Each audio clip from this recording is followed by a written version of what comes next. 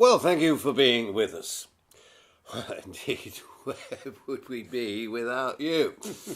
This is the 14th posting in the 2020 blog, so I guess we must be doing something right. If you're hearing my voice for the first time, you've missed a lot of really interesting stuff about Paddy Gormley's play 2020 Visions, including character portraits, the origins of the project in 2001 and 2002, an amazing insight into Paddy's verse writing and his beautiful music choices. You can binge watch on our website, 2020.productions, where you can also sign up for our free email list and be notified of new postings as they come.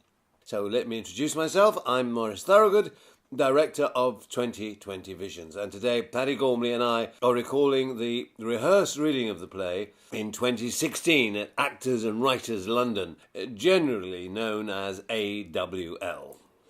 This play had been lying in a bottom drawer since the previous reading at the Bridewell Theatre in 2002. The script had moved on, thanks to the development work you and I did in the winter of 2015-2016. But looking at the original script, what struck me most was how far I had moved on. Tell me in what way? My approach to writing had changed, largely thanks to Actors and Writers London, AWL.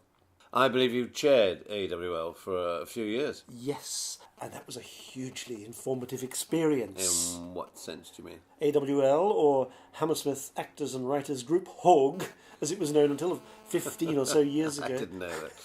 Was my first foray into the world of professional theatre. I was lucky enough to become involved in the running of the group, not because of my writing, but because of my skills in public speaking, consensus building, website design, which was a new thing in those days. And so I became, in effect, an apprentice theatre producer. AWL is a small-scale producing house. Our productions are script-in-hand readings with just a few hours rehearsal, but everything is professionally acted and directed. And there's a huge throughput of material, typically 20 full or half evening plays a year, and maybe 30 shorts. I love AWL. You get to work with so many really wonderful people there. There are a lot of highly experienced, brilliant actors. And directors. Oh, thank you. AWL is where you and I first met. And above all, from a writer's perspective, you see a very wide range of writing styles and stagecraft, and you discover what works and what doesn't work, even just by sitting in the audience. The feedback sessions are very interesting too. Yes.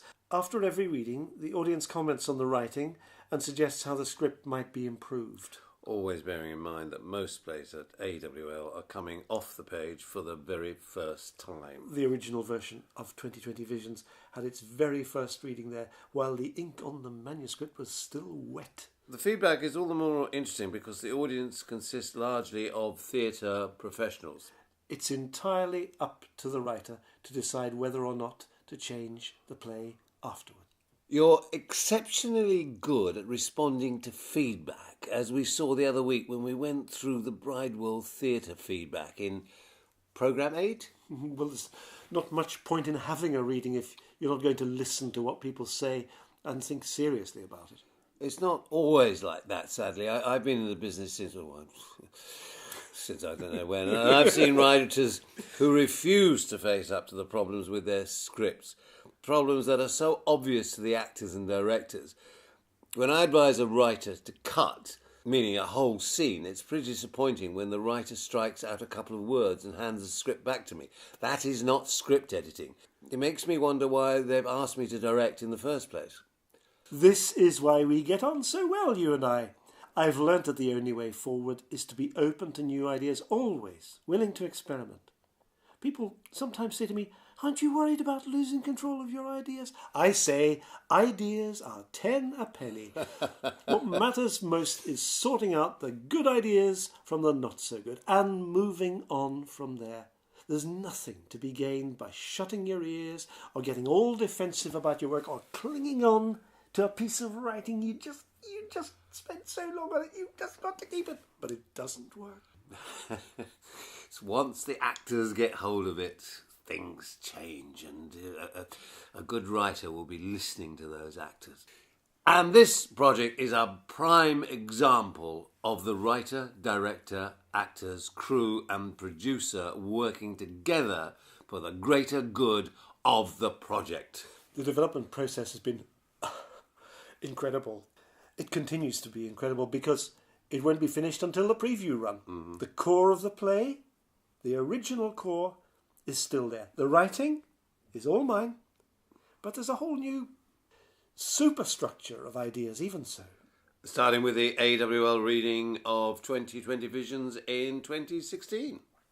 Let's talk about that next time. Okay. In the next few episodes, we will explore the process of developing 2020 Visions, beginning with the AWL reading in 2016.